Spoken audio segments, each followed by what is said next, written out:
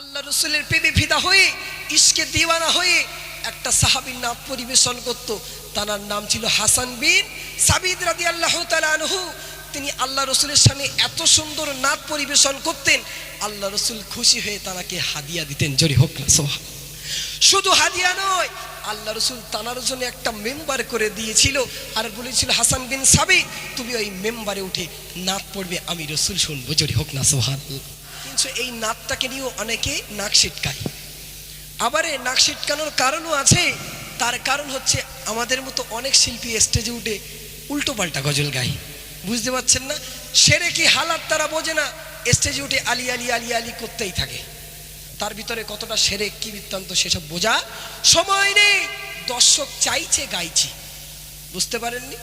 নাত গাইতে হবে আল্লাহ রসুলের সামনে ইশকে দিওয়ানা হয়ে, যে নাত হাসান বিন সাবিত রাদিয়াল্লাহু তাআলা আনহু গেয়েছিলেন।